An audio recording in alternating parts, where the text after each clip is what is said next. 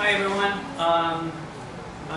As we wait for Terry to come in, I just wanted to give you a couple of tips in terms of the midterm that is going to take place Wednesday, 4:30. Remember, if you are a non-native speaker of English, you have 20 extra minutes. If you have a disability, you have as much time as that indicated in your official letter. The exam will be distributed on Canvas, as we mentioned. You'll have 1.5 hours. It will consist of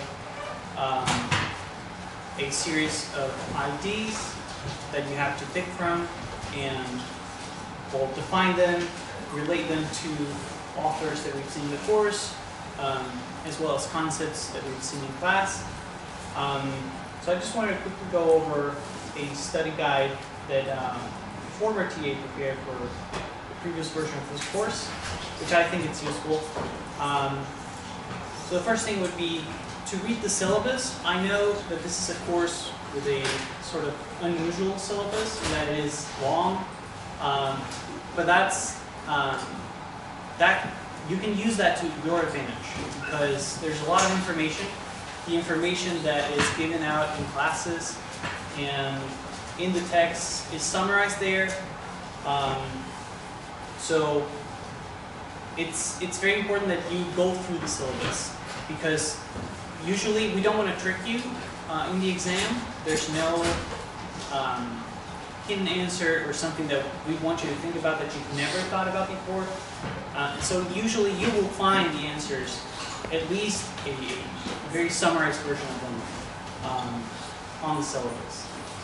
And then we don't usually have a lot of people here in class, but we're recording these classes every week, so be sure to watch them. If you couldn't make it to one session, if you missed it, they're all online. You can find the link on Canvas to the YouTube channel.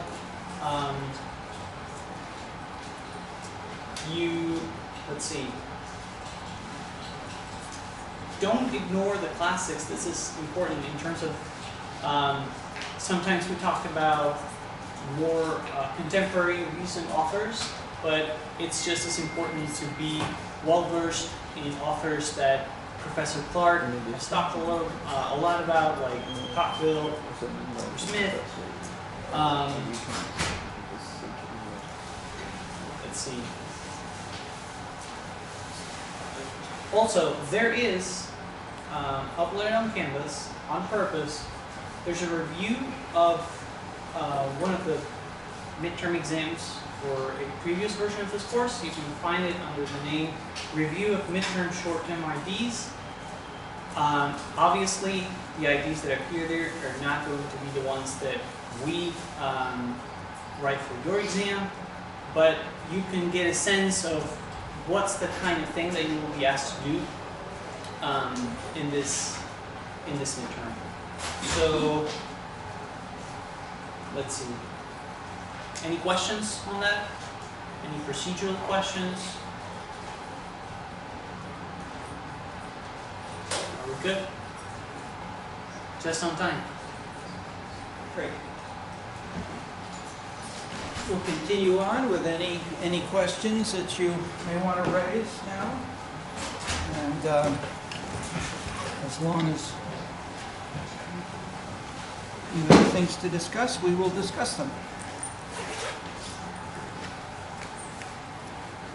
Big and small, easy and hard, everything is fair. Fair game today.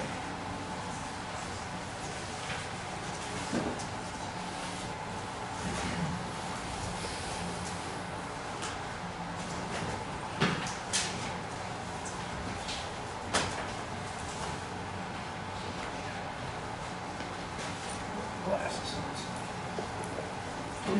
Read a little better.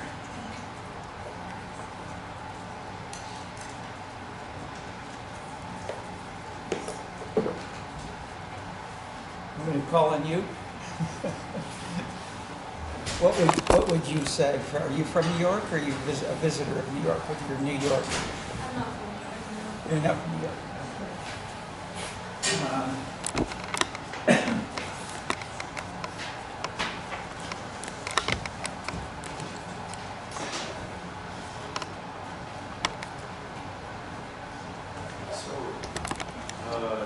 Is the so regarding the Engelhardt reading, so from week 3, I know we have like a limited section and we're supposed to kind of skim the rest after that, but I didn't feel like I got a really good sense of the post-materialist definition.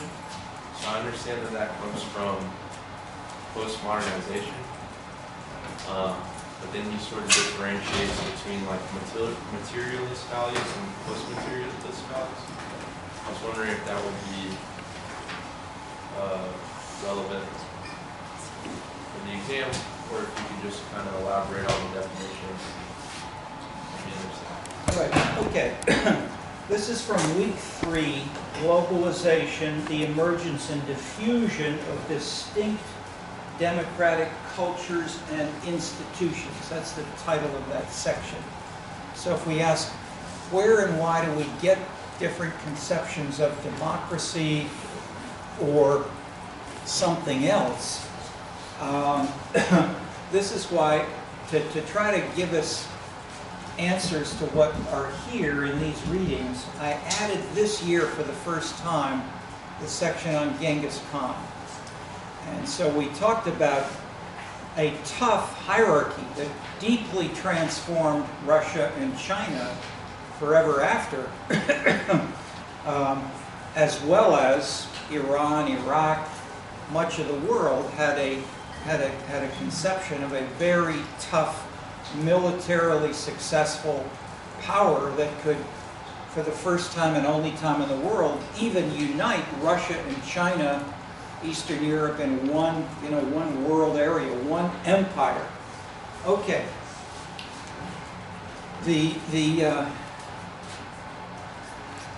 In a sense, democracy is the opposite of that. If you say that's an ideal, typical, almost, although as I pointed out, even Genghis Khan, within his army, how did the middle and lower level troops select or find or get their leaders to work? Remember that? They voted. Even Genghis Khan, within the most important organization of his whole structure, the army, the bottom soldiers voted, and they chose their lower level leaders. They chose their middle level leaders. They used democracy within Genghis Khan's army. Okay, so the point of that is democracy and hierarchy are ideal opposites, but in empirical fact, we tend to have these things combined, either complementing or fighting against each other. Think of Paris 68 or Tiananmen Square, where you have the hierarchy of the General de Gaulle up there, you have the CCCP saying, do it this way, and you have students and others saying, we want to do it in a different way. So in that image, you have hierarchy, and this is the proposition from the New Political Culture book. This is Martin Luther King. We shall overcome. That is, there's a sense, how did the Martin Luther King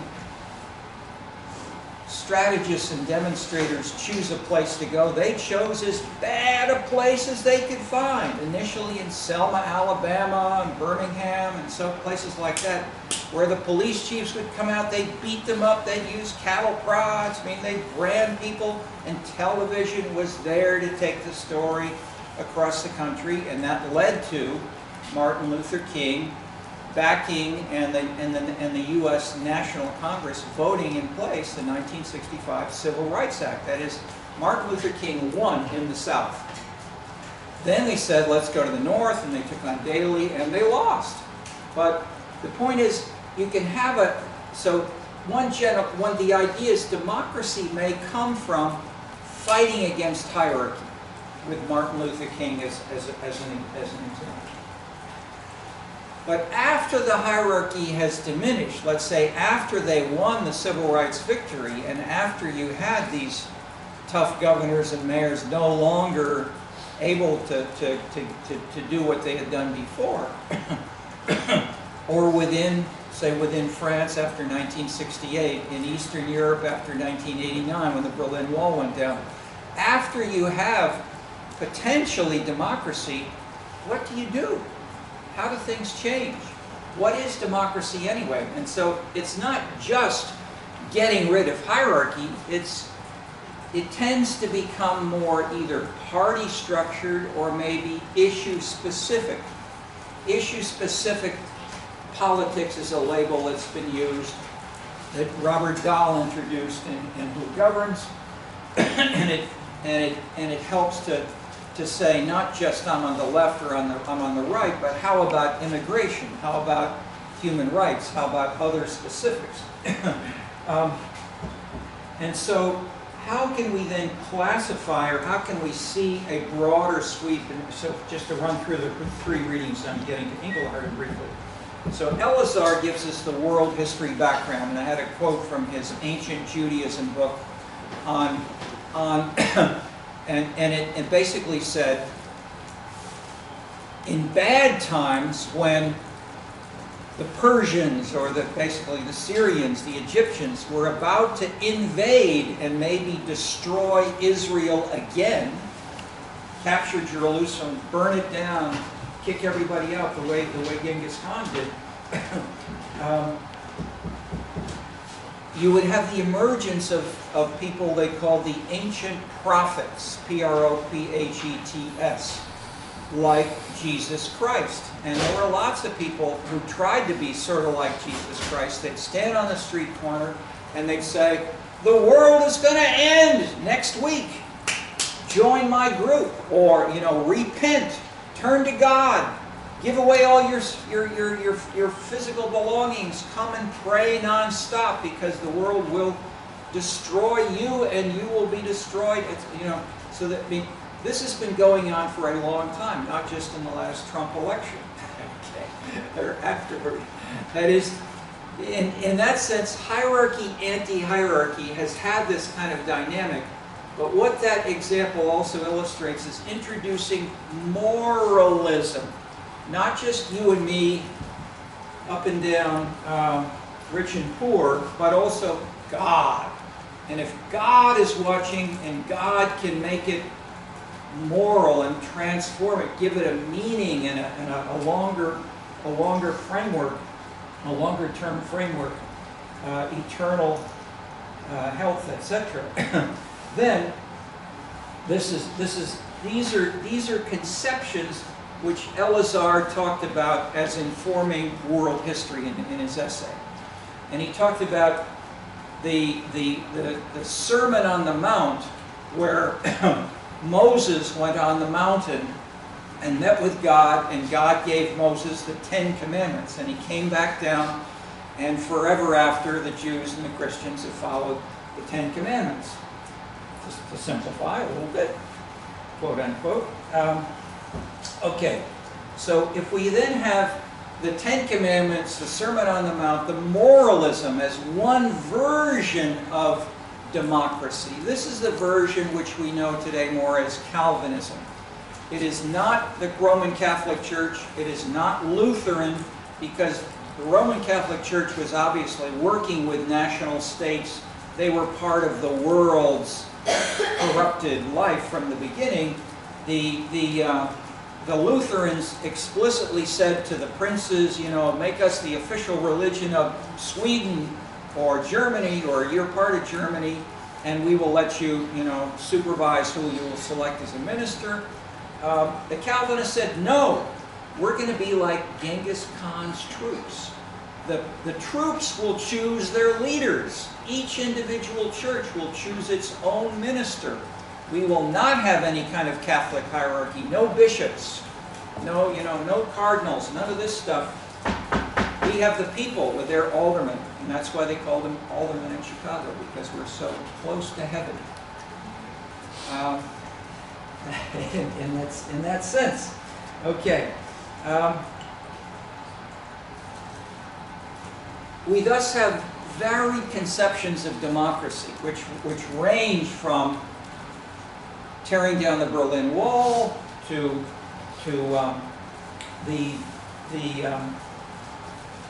constitutions to democratic speeches and frameworks, things which will be in programs or campaign testimonies and appeals.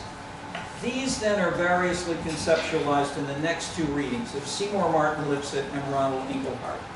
So Lipset does this by basically building in this book. This is American Exceptionalism is its title. It's one of his last books. He earlier did a book which was a synthesis of all the travelers, the famous travelers who came to the U.S. like Tocqueville, James Bryce.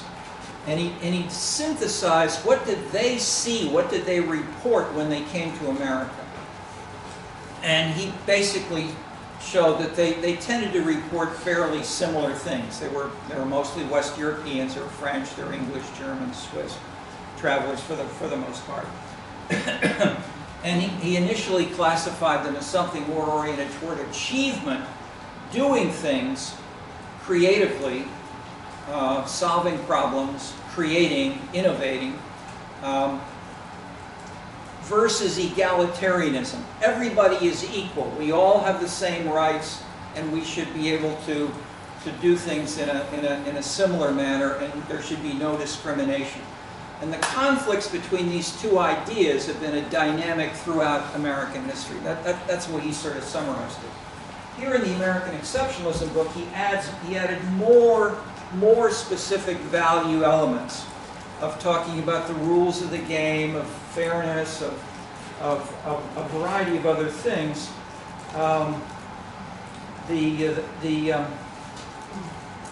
I'll introduce one here.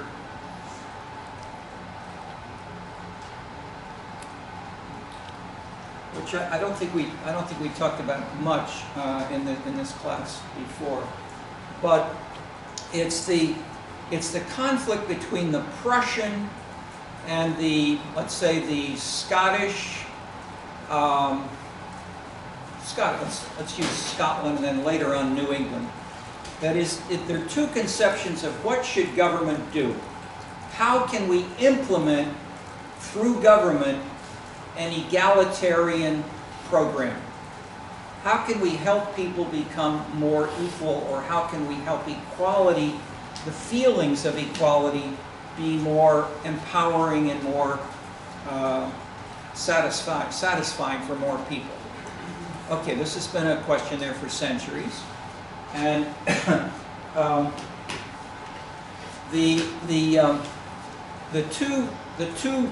there are two main answers, basically, to simplify. The Bismarck-Prussian answer, which is, if you want people to be equal, they should have the same things. They should have the same income, the same kind of house, the same kind of car. That is, instead of saying one person gets paid more than another, they should be paid the same, obviously, if they're doing the same job, but more generally, if you have some rich people and poor people, then you have inequality, and that is a social injustice, following this kind of Bismarckian conception of equality and the welfare state and what is moral, what is right and wrong, good and bad. Okay. The second conception is that which was followed in Scotland and then later in Massachusetts, where in contrast to other countries of the world, they said, rich kids and poor kids all deserve to have more potential. That is, we want to give, and so later on the term became applied of equality. I'll put these on the board just so you can see how important these are. Equality of attainment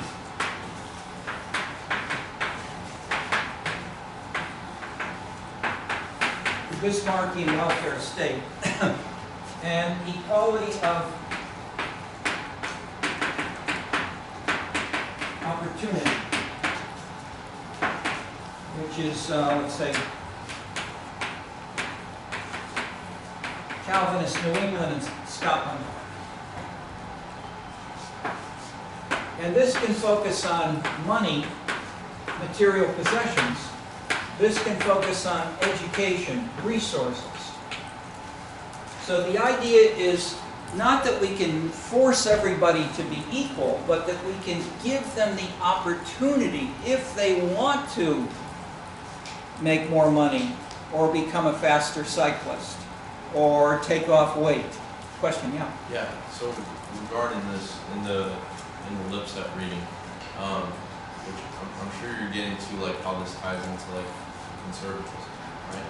But one of the kind of interesting things that I found in there that I wanted to clarify was, Lipset said that Tocqueville actually said, so egalitarianism for, like, a conservative Toryism sort of type,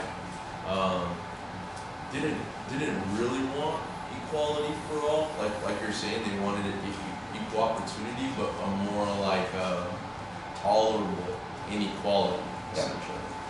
Traditionally, just to interrupt for 1 second, many conservative, I mean, there are many conservative and liberal or left and right can cover many different things. So in a sense, we're pulling out one issue from all of that, which is really equality.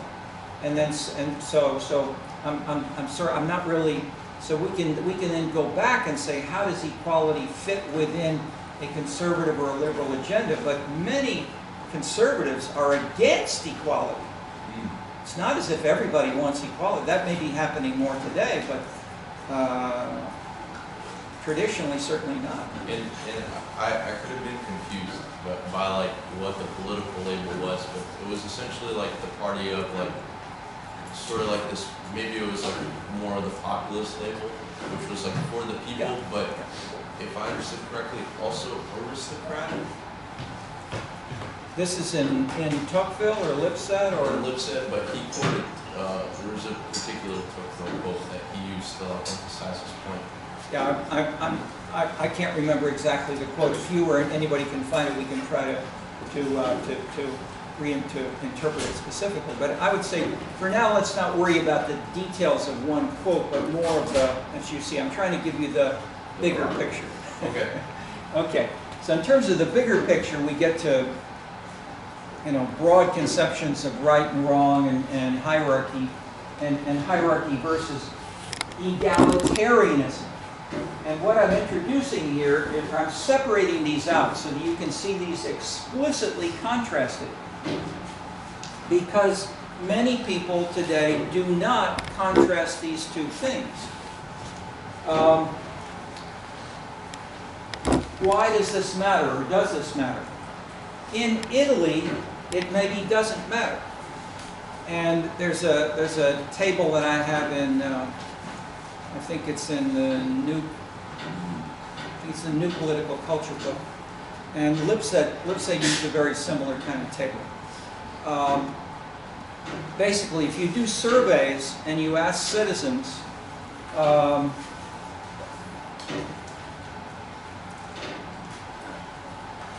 how much should the government try to make people's income more equal? Okay, then it's agree. I mean, strongly agree, strongly disagree. So you can either say, yes, the government should work very hard and strongly to make people's incomes more equal. Or you can say, no, the government should not try to make people's income more equal. Okay. In Italy, to summarize in brief, the rich Italians say, and the poor Italians all say, government should make incomes more equal because inequality is bad, it's corrupt. Poor African Americans say what? Don't. Poor African Americans basically say, compared to rich Italians, the poor African Americans say, no.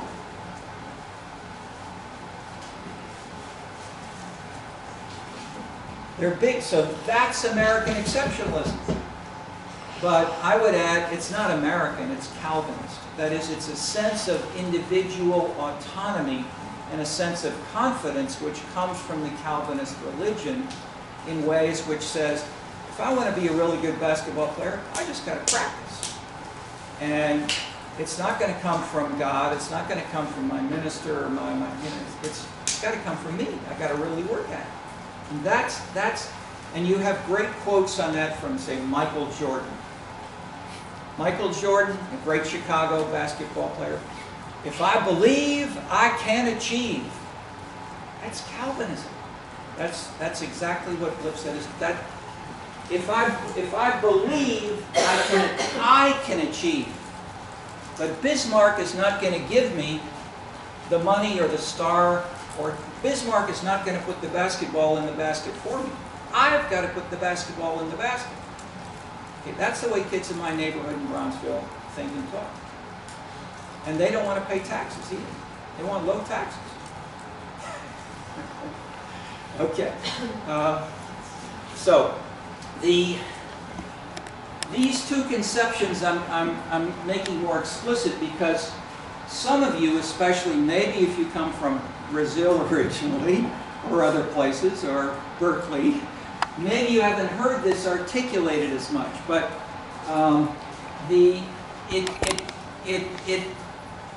when they're put differently, what in historic context, many people will say, like Theda Skocpol, Bismarck invented the modern welfare state. And the modern welfare state exists to make people more equal and have equal rights and equal, most of all, I shouldn't say rights, I'd say equal material success. By contrast, about 30 years before Bismarck took power in 1860, 1870, Massachusetts said every child in Massachusetts has a requirement that they must go to school, but it's the right and the requirement for every kid to have universal public education. And they followed in turn Scotland. The Scots had done this a long time before Massachusetts, and it came from, and for both of them, the Calvinist conception coming from Christ and the Bible that everyone is equal and we should all have the right to think, to be individualistic, to achieve. But most of all, the idea that if you just say, here's a degree, but it may not, and you didn't really pass the exams or do any work, you just got the degree, that's not going to help you put balls in the basket or know how to build a new computer or write a program. That is, what you need is the resources in your head that you can, or your shoulders, or your jumping, whatever it takes to do things in different areas well, that will help you achieve. Okay, so in that sense, these two conceptions contrast as well political parties, welfare state programs, educational institutions, philosophies of education. For instance, so Russia and China, not to mention the West Europeans, compared to the U.S., it's not a real diversion, but just briefly, they basically have said, if you want to be smart, you've got to work hard in school, but the conception of education in a more hierarchical political system like Russia and China is more memorization and returning that on an exam. Whereas the extreme version, I won't even cite the U.S. It wasn't the U.S., but I saw a recent thing on Denmark. The Danes now have an education. Many of the Danish schools now say we have no homework. Maybe half an hour in homework, and not that many hours in school. But they're very productive, and most of all, they enjoy, and the kids say they love school. They love what they're doing, and they want to do more of it. They're building a sense of aspiration of doing it yourself, and what you have in your head in terms of, what's the name of the capital of the state of Missouri? Who cares? So the French and the Germans were brought up with memorize, memorize, memorize, not to mention the Russians and the Chinese, basically. So right now, Jim Heckman, top Nobel Prize economist here. He's a labor economist. He's tried to see how can people trying to get jobs be made more productive? How can they get more education or whatever? What makes a difference? And the question is, what kind of education? He did a book on the GED, which is an exam. It's a high school counterpart. It's a high school degree counterpart that many people get in the U.S. when they're in jail. And people who get that degree don't earn very much more money, or any. They don't get that good jobs. And so having that certificate that is having education, does not necessarily mean you get more income or other good things.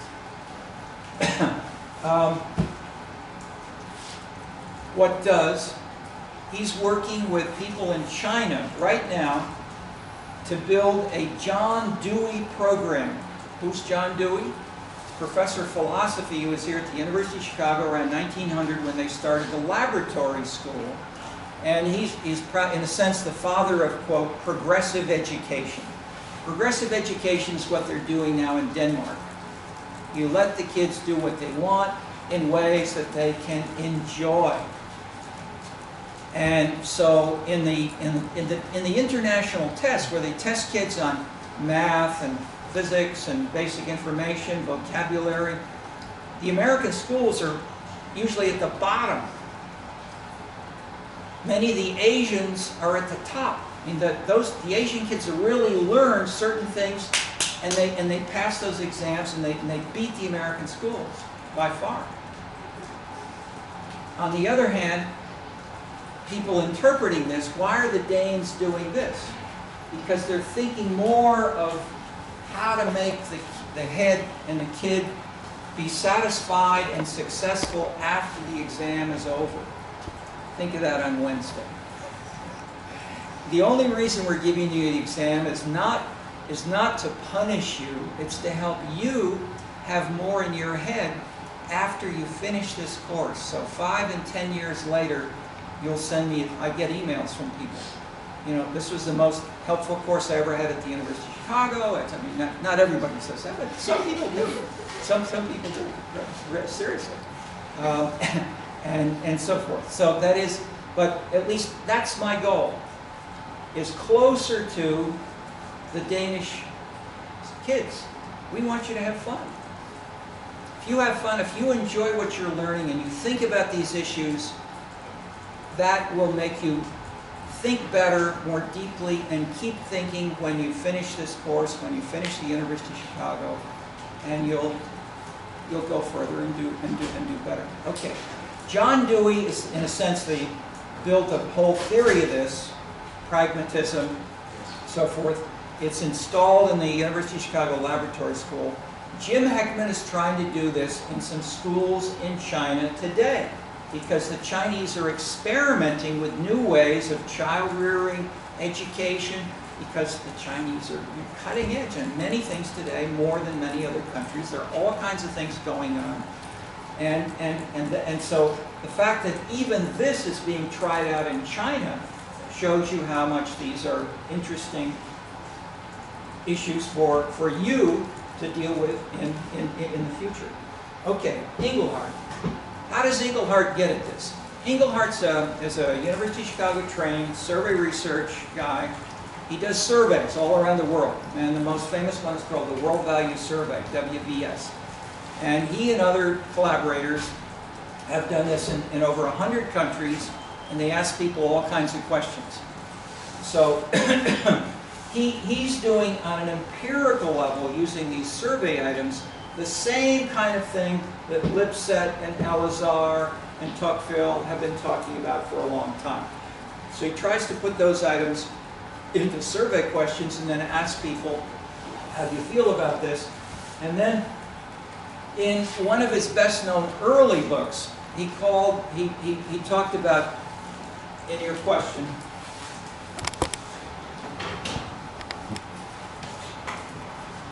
materialism and post-materialism. And these were two kinds of values. In the beginning, you only had 4 items, basically 2 that sounded materialist and two that sounded post-materialist. The post-materialist items, I think, were something like, should we try to have things more open and participatory? Sort of, should we make decisions in a more open way? And the second one was something like, how can we make beauty? How can we achieve and how can we have more beauty around us? Or do we appreciate beauty? Okay, so basically we had things participation and beauty as what he called post-materialist values. By contrast, he had two materialist values, which were something like, do you have a job, or is it important to try to get a good job? And another one was maybe military defense. I forgot to be secure militarily. I've forgotten exactly. But basically, initially there were 4 items like that. It then grew to 12, so there was an index of 12 items. But they tried to get at these same kinds of things. So he thought in terms, in that sense, it's a sort of Marxist conception or a Hegelian conception of having the substructure and the superstructure. And so Englehart's theory in that sense is sort of Marxist, but it came more directly from a psychologist called Maslow. And Maslow talked about people's needs, and the idea was the materialist basic needs, food, clothing, shelter, need to be satisfied first, and after you have food, clothing, and shelter, then you can think about beauty and democracy. Okay, so that's Englehart's theory. That the one grows with, or put more specifically, if you don't have something when you're about 18 to 24, if you don't have enough food, then you want food for the rest of your life. If from 18 to 24, you had everything. You know, you were a spoiled little girl. Your mother said, "You're my last daughter. I'm spoiling you. I'll give you everything you want." And you had that from, you know, for your whole life. Then you say, "I want more beauty. I want more participation in choosing the president. I can't vote, but I should be able to." That is, maybe you'll have, that is, you don't worry about a McDonald's hamburger. So, I mean, so basically Englehart says people don't change very much after 18 to 24 in their politics because they're reacting, they're working out for the rest of their lives roughly in your age. What you did not have now, maybe, we'll put it to a test, you can see for the rest of your life. Will you change from now or not? And some people don't, some people do. But, yeah. And in his conclusion, is the precondition for all of this industrialization or the bigger conceptualization of modernity? He puts the two together. Okay. That is, he doesn't. That is, he does this in this chapter. We only have a short section from him. He's written lots of books about this, but his core ideas are roughly the same. Mm-hmm. And he's basically, as these examples I'm giving you show, he's more of a social psychologically. He's thinking how do things get inside people's heads and stay there. And in that sense, it's social linked to the psychology in the head. And he does not analyze how do political parties work with each other. He doesn't analyze, you know, what are the voting rules. He doesn't analyze how the GNP works. I mean, he takes those as inputs, whereas other people may look at other things. So in that sense, he could call it modernization or industrial. That is, he's sort of loose on these external environmental things because they're not the dynamics which he's more interested in. He's interested in how they change and why they're different from one person to the next, and especially one country to the next. So he's done what he's really innovated in doing is studying this, you know, in Morocco, in France, in Russia, in Taiwan, in mainland China. And then he finds differences between Thailand and mainland China, and then says, why are they different? That's what, and so Englehart will then say, well, the Taiwanese were an elite. They ran away with Chiang Kai-shek. They left mainland China, but they were the affluent people. Whereas the ideas of the rural poor were Mao. So Mao's sense of egalitarian poor people were really a different basis for legitimacy, et cetera, et cetera. So in that sense, I don't want to spend too much time just on this, but what we're seeing here is we can start with any one of these and get to many other interrelated pieces that we've been covering in the course, like multi-causality, the interdependence of these multiple factors. But let me pause for a bit. We can either continue along this line or we can shift to any other direction on any question you want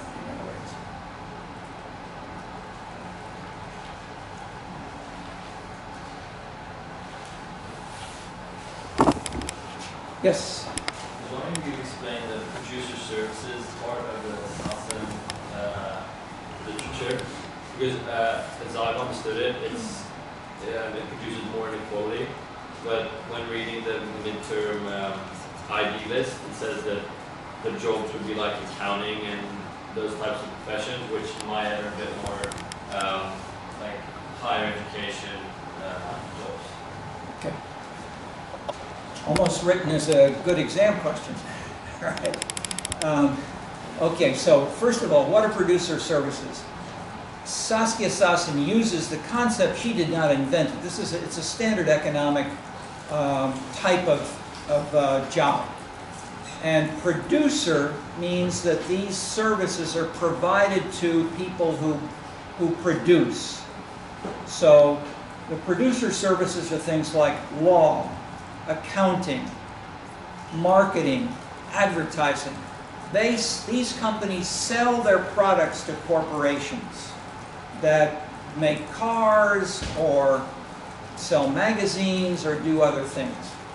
And they tend to be in big cities, and so the so-called global cities is the title of her book, and she then will rank cities, or other people have ranked cities in terms of the numbers of these kinds of things. And I mentioned then that we had the MA, where we tried to test the impact of globalization on the proposition, the second part of that, which was in your question. How do these relate to inequality? Okay, so Sassen's argument in The Global City is that cities which have more global occupations will have more inequality. And let me ask anybody else in class or outside of class, if anybody's connected to the internet and they have a friend here who wants to send in the answer. Why do producer services in Sassen's argument, theory, lead to more inequality? Yes? They create more low-level jobs that are fulfilled mainly by migrants. So the pool for jobs is very big and the wages go down. Perfect. So if you're a Wall Street banker or say a Wall Street, Madison Avenue advertising executive, and you're selling your services to a more global market, we'll just extend a little bit to remind you of that first week's discussion and how this comes from neoclassical economics. Whose big idea was this, and how? Because it's the element. So Sassen takes this from neoclassical economics and it drives her theory. What am I talking about? What's the concept, and who's the father of that concept that was in the first reading and that you all know from it? Smith. Adam Smith. Okay, and what's the concept? Division of labor, but where and why can we get a bigger division of labor? What's the context that drives the division of labor? In Sassen, she calls it globalization, but Smith didn't talk about that. He had a different word which is still used in economics today, which is a different term. 3 words. Extent of the market. There we go. Extent of the market. Yes, extent of the market. Okay, that is, the bigger the market, the more extensive the market, the more you can have division of labor, and the more you can have people who can trade and therefore have wealth. That is, the bigger the extent of the market, the more wealth, the more division of labor, the more wealth for everyone through trade. That's Adam Smith's argument. Okay, Sossin takes that idea from Smith and she says, let's break this up in terms of the people who work in the producer services like marketing and law, who work in global banks, and the more their companies now work globally, not just in 5 countries or 1 country, but they work in 150 countries, the higher their fees go. They get paid more because they are more important globally. So if you want to sell cars to people in 100 countries, you go to a big law firm that does this. Whereas if they're only covering 25 countries, you don't go to that law firm. So the idea is that as the producer services get more global, they pay their people more. And when those people then go home, they feel, Sossin says, this is what we're challenging, which is why I'm saying Sossin says, in her chapter, read her chapter if you want, on consumption. She says, if you go home from Wall Street, you've got to have a chauffeur, you've got to have a nanny, you've got to have a dog walker, you've got to have special croissant made by someone who came from Colombia and who learned how to do this in a French bakery in Colombia, and it's got to be very elegantly polished and carefully put together. And you've got to have several $1 million of income every year. Okay, so so the idea of Sossin is if you have these people who feel they have to have these basic services, dog watchers don't get paid that much money, or dog walkers, let's say. And so if you have more dog walkers and more people at the top, because we've had more of this producer service successfully reaching global markets, then we should have more inequality. And Manhattan is the classic case. And the data seem to more or less fit that for Manhattan. But if you go to London, as we discussed, it failed. It didn't work. And so there's a paper by the leading British critic of Sossin who's saying, why Sossin is wrong. And he points out that if you have a welfare state which says, we'll help you with unemployment insurance, we'll tax the rich more, that is, the welfare state can change the ways that the headline today is the tax proposal of Trump is to reduce the safety net. Okay, so in this sense, the Trump version of less safety net means this kind of inequality may increase. Okay. Fair enough? Yeah. Any other questions?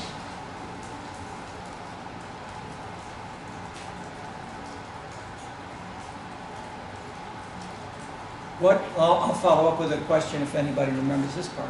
What of the two reports researchers that I have summarized in this class found in testing the hypothesis about producer services? That is, what I gave you was Sossin's theory or story. Is there empirical data which is tried to, or is there a researcher who's tried to test this with empirical data? I mentioned 2. Anybody remember? Okay. One was an MA done right here, and it's a published paper by me and the student and Saskia Sossin. The second is by Jeroen van der Wallen, and did a Dutch book, and he's a professor in Amsterdam now. But they both found that Sossin was wrong. The producer services had no impact on inequality. So that's why I'm sort of telling you that. That is, the theory is interesting, but it doesn't work empirically. What is more important, especially, the more serious, the longer study was the one by Jeroen van der Wallen. What did he find was more important instead of producer services? What generated inequality in income across the Dutch cities? You had a survey of all the Dutch cities, and some had higher inequality, others were all about the same. What were some of the main differences compared to producer services and compared to some of the other things that Sassen and the like were talking about? Most important thing he found was the attitudes of the Dutch toward immigrants. That if they were welcoming of immigrants and they said, yes, we like the cosmopolitanism of having people here from many different countries working in the same office with me, then there were few differences in income between immigrants and the poor and the more affluent and non-immigrants in that kind of city. By contrast, let me qualify. Most everybody in the Netherlands, compared to most of the world, is quite tolerant, quite open, quite welcoming, quite kind people in a sense. Southside Americans, we can be tough. Whatever. You get to South Africa 50 years ago, I mean, they had apartheid. I mean, they had open, clear, racist policies. I mean, sir, Hitler, etc. There are many variations. The Dutch have been unusual in the world. The Dutch are more Calvinist, as in most, a little bit in the South is Catholic, but most of the Netherlands is really Calvinist.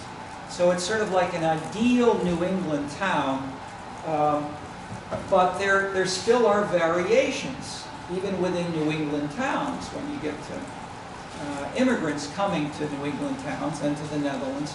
There are variations in amount of, you can call it tolerance, you can call it welcoming, whatever. And this course is called Global Local Politics. This is a quintessential example of how do different cities treat immigrants and where and why do immigrants go to different cities or different neighborhoods within, say, particularly the U.S., where these are often, they're both national and local policies. Same thing even in France. I mean, France is a country with a generally very strong national state, but the French national government, on this, but just for one quick sentence, the French national government took its lead on anti-immigrant policies, controlling, having things like a headscarf is required to enter a French public school, which was not, I mean, they didn't talk about that 50, 60 years ago. Today, this is hot stuff, and it's seen as an anti-immigrant regulation of the French government. This kind of policy came from within France, individual cities that were doing things like this. Didn't happen in Paris. It happened in cities with communist mayors. And the communist mayors had more public housing where poor people lived, poor French Caucasian people lived. And then in the 50s and 60s and 70s, as those people got better jobs and they moved out, they had more people who moved in who were from Muslim countries, basically. And so as public housing, but as that was in transition, and you had maybe half of them, half Muslim and half traditionally French, the communist mayors said, you know, these Muslims, this is now in France, immigrants can't vote in France. And in some years, they could never vote. Only their children could vote. So if you're going to have people here for 50 years until they die, filling up a public housing unit, if you're a communist mayor, you said, we don't want these kinds of people. So you tried to discourage them from coming to your city by doing things like not letting the schools take their kids, by restricting public health. That is, all these, if you will, specific government policies they're talking about in Southern California, in part were done 20, 30 years earlier by French communist mayors, and then have been adopted, some of them have been adopted nationally in France as government policy. So I'm showing you there are a couple of books on this, on the French communist mayors and specialists on this, which will detailed where and how this worked, and then trickled up. And I've worked with the French a fair amount on this, and with the French mayors. The French Mayors Association is one of our sponsors of the French service. Okay, so the simple point I'm getting to is within France, within the Netherlands, there are variations in tolerance, and they may not come from anti-immigrant feelings. They may come from yeah, okay, let me make that second point. Is this a national Communist Party program? Absolutely not. The National French Communist Party was always in favor of immigration. They were in favor of equality, in favor of an active welfare. They were Leninist. French Communist Party was Leninist until 1989, right at the end. Unlike the Italians, the Spanish, and others in Southern Europe. Okay, so the quick point is there was a disparity between the French Communist Party in Paris in the National Assembly versus the French Communist Party mayors with their own local dynamics, because if they lost one vote because it was someone who could not vote who lived in one of these HLMs, the high-rise public housing buildings, they would lose impact in formula which were giving them grants or in money or in other kinds of programs which would support their local budget. Okay, so that's I'm giving you the conflict of interest between one individual local communist mayor versus the National Communist Party, and then how these ideas in turn spread. Okay. And I'm illustrating with that as well the same thing that someone asked. How do the local and the national differences, and how is Chicago maybe different from the national organization? And I cited the National Organization for Women here in Chicago. But the woman who was the head of Now Chicago said, we answer phone calls, we do this, and she said nothing in 15 minutes about what do we do. She said nothing about women or equality or women's rights. I said, well, what about this? What about gender roles and this thing? Oh, that's what they do in Washington. That's not our job here. I mean, openly disagreeing with the national organization, NOW. So, in a sense, I'm showing you with these powerful examples, explicit instances of disagreement between the French National versus the local Communist Party and the American National Organization for Women nationally versus a local variation. I'm not saying that all the locals were the same, but that is, the point is federalism, local differences, it depends on the city. Okay. Other questions?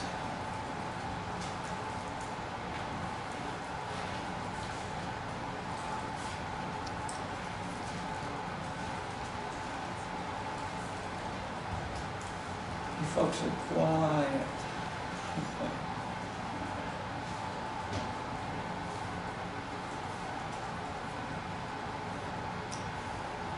Yes? I have more of a technical question. Should we be citing like page numbers or like how detailed should we go in? Skip the page number. The name is pretty good. If you spell it more or less correctly, that'd be even better.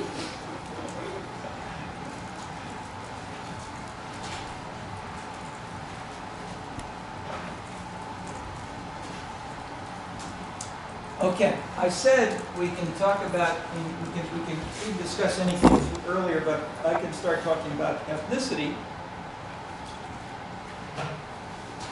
Only if you have, question. I was wondering, in your description about post-materialism that you gave, referring to in your part, and the one that you gave in the new political culture, how does it relates with the boss in the arts and the bohemian, like this self-expression of the post-materialist? I'm sorry, it relates to the what in the arts? Boss? The boss that you, well, I don't know how, maybe I'm pronouncing it wrong.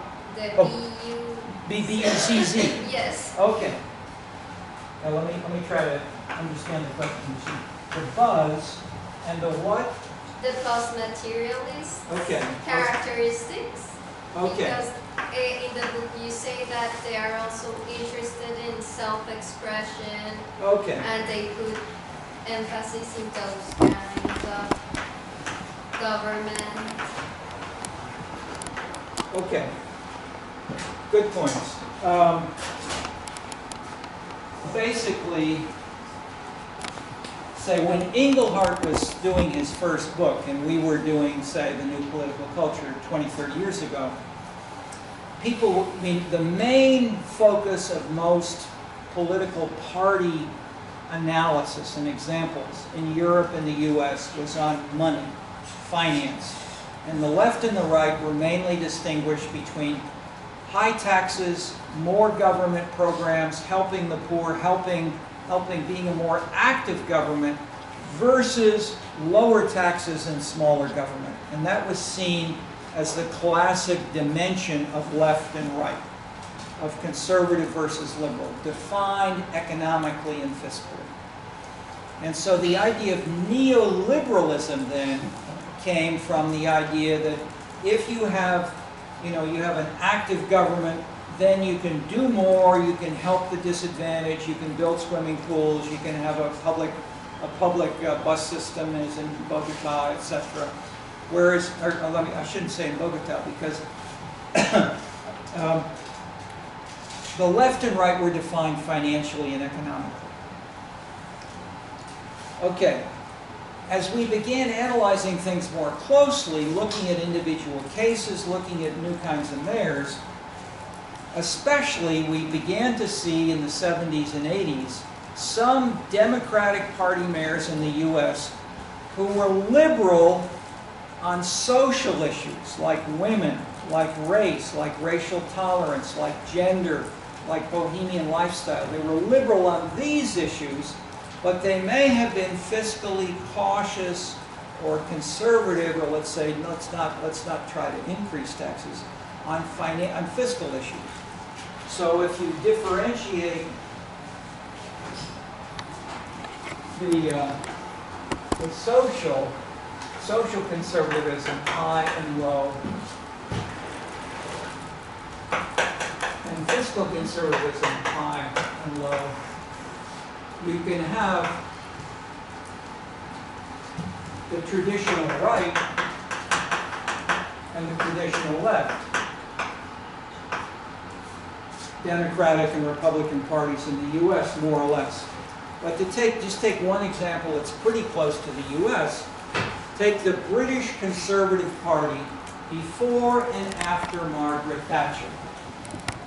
Okay, Margaret Thatcher was hated by the traditional Tories, the informal name for the Conservative Party that went back for generations.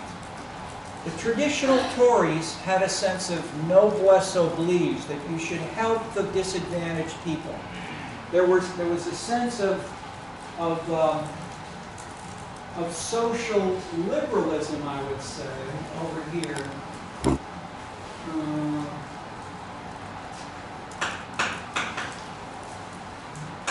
Tolerance is not the right word. I would say obligation. That is, and I'm drawing here on Barrington Moore's book on the 19th century writings about manor houses and how they worked.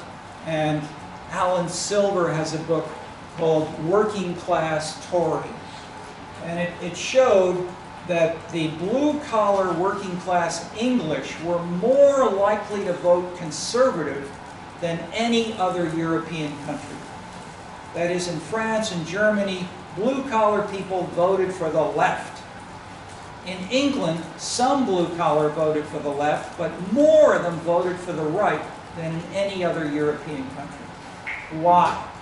And the basic answer is there was a sense that the British elite tended to be more personable, more helpful, taking care of their own servants, most obviously, but also families, children of their servants. This is before any welfare state, basically.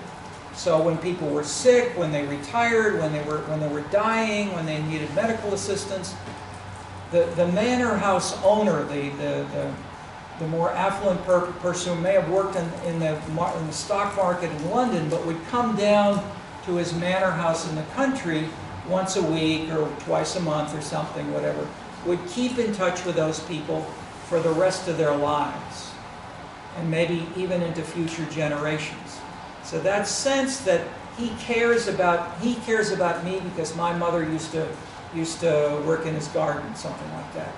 That relationship between farmers and more generally local people, that not only would the owner and the family who would come down there from London, but who would also feel an obligation, a civic engagement with the local. And Tocqueville did not write about rural England at all, but the surveys we have show that before World War II, many of the smaller towns in England looked like New England. That is, they had very active civic groups.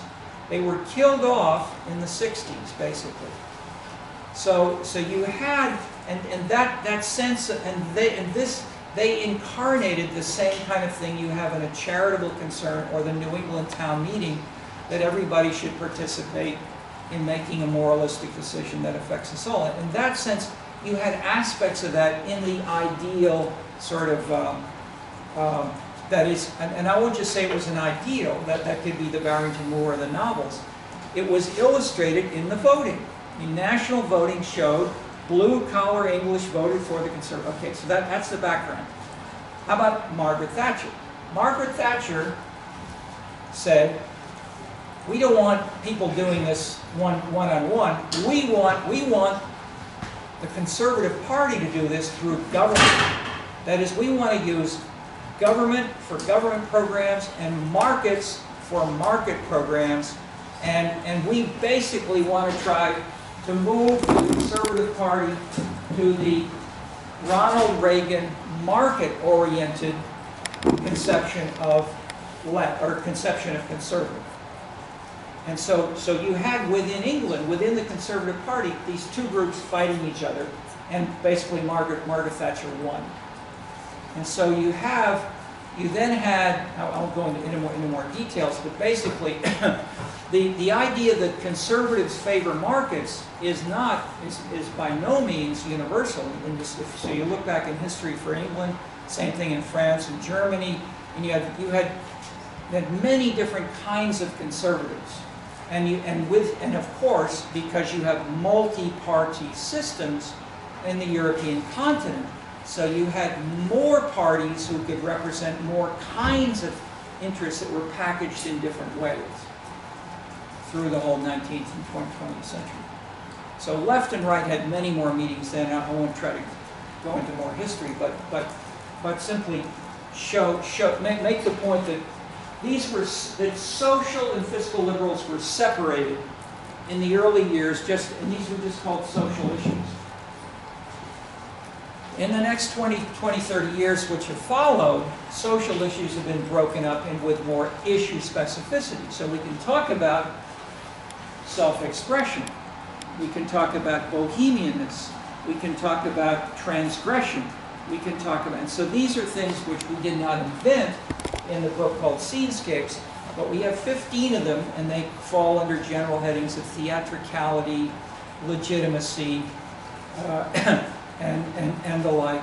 And these 15 things are widespread values, which you also have in places like the World Values Survey and the like. But they're also related to philosophy, to Hegel, and the roots of general views of what is right and wrong, good and bad, as theorized by all kinds of people, and then measured in surveys, and then in turn they're important for average citizens because they differentiate people in the way they answer questions in the nature, and the way they vote, the way they migrate, the way they take different jobs, and so forth. Okay, so in a sense as well, that materialist values may reinforce the fiscal side, And the post-materialist, as we generally, following the Engelhardt kind of idea, if everybody has more income, then the post-materialist ideal should become more important. So you think about beauty more when you've got plenty of money, and then not only you think about beauty, I mean, if you go into the lipstick business, you think about, you dream about 1,000 different shades of lipstick, and that may be your whole world. Okay, so beauty is too big. So within the beauty area, you can have lipstick for one, then you can have, let's say, high school kids' running shoes can be classified in terms of beauty as well. Cars can be classified in terms of beauty. So in that sense, each of these can be exploded and take on more importance with professional magazines, professional meetings, and etc. And so we try not to go infinitely wide, but to have something that is more manageable, but more comparable internationally. So we have 15 in the scene stage. Okay, so briefly, that's the general idea. Buzz, in a sense, is a concept that excitement about something brings people to a church or a restaurant or a football game, but buzz can be generated along each of these 15 different dimensions. So the buzz can be based on transgression. It can be based on self-expression. It can be based on bureaucratic efficiency. And all of those are things which can excite different people for different reasons. In a sense, it's an implementation of the idea of cultural relativism, that there's no one fundamental right and wrong or moral and immoral, but there are many different ways of doing these things, and they have different rules of the game. So in that sense, the idea then of politically running a campaign election, no party program, no real party, instead of having tweets on all kinds of different issues, is a corollary of this kind of perspective, which is not unique to Donald Trump. It's been happening, as we showed in the Seamscapes book. It's been increasing in every one of the last 5 presidential elections in the U.S., where each of these 15 dimensions increasingly are powerful in explaining more of the Democratic and Republican differences in the election. So politics and life is getting more issue specific. You can be on websites and so forth for lipstick, blue lipstick or orange lipstick or silver lipstick, and that can be your specialty in life.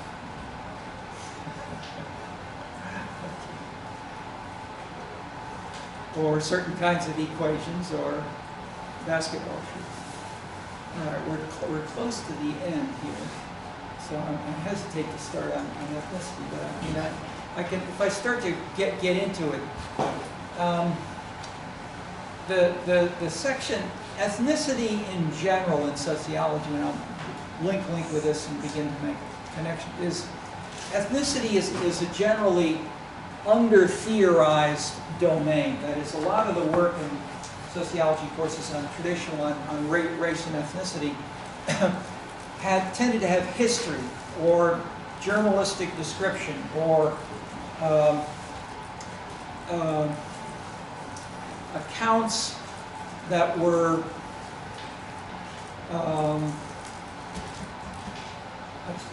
under-theorized is maybe enough.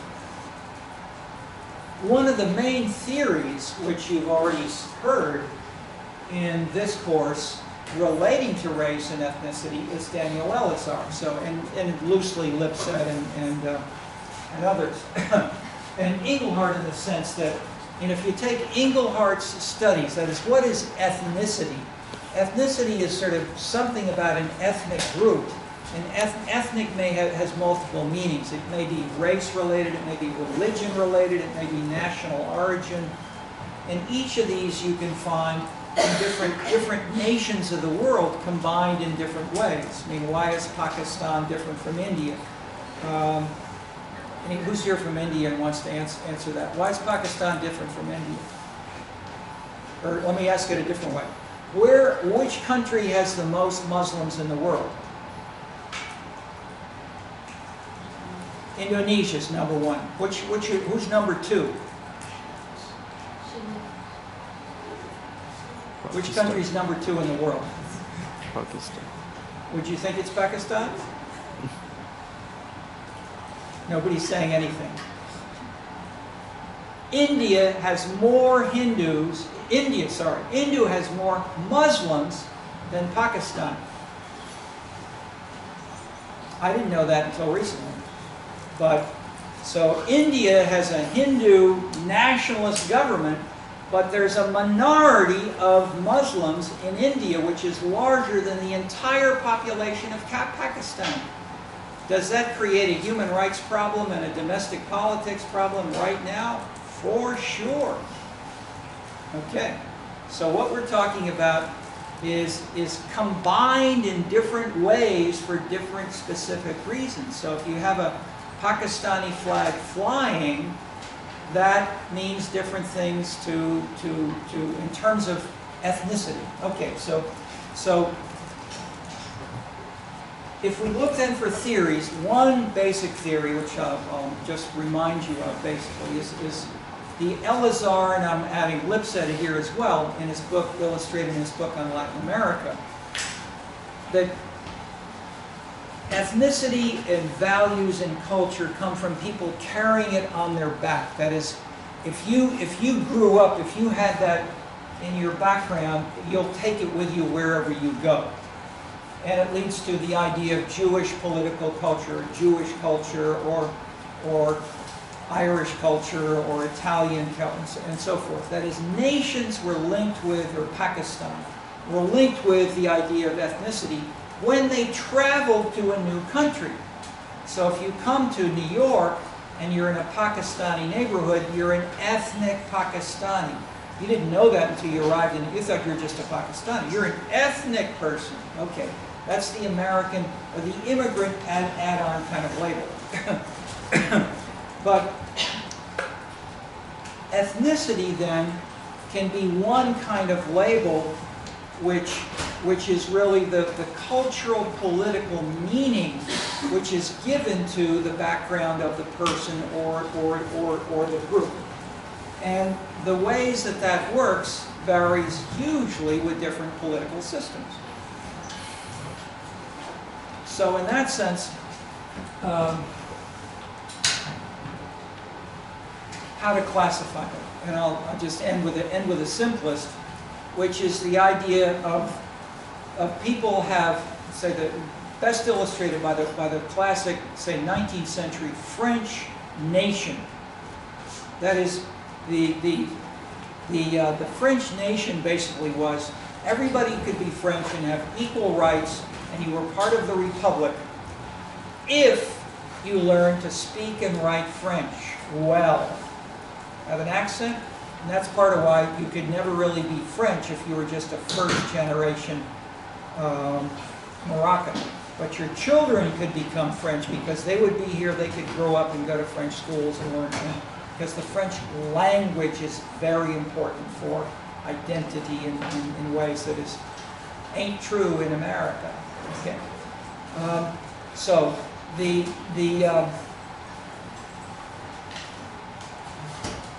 simple French old conception in that sense was ethnicity is what may differentiate you, but the way that ethnicity disappears is with assimilation and cultural incorporation into the majority, in this case French, national culture.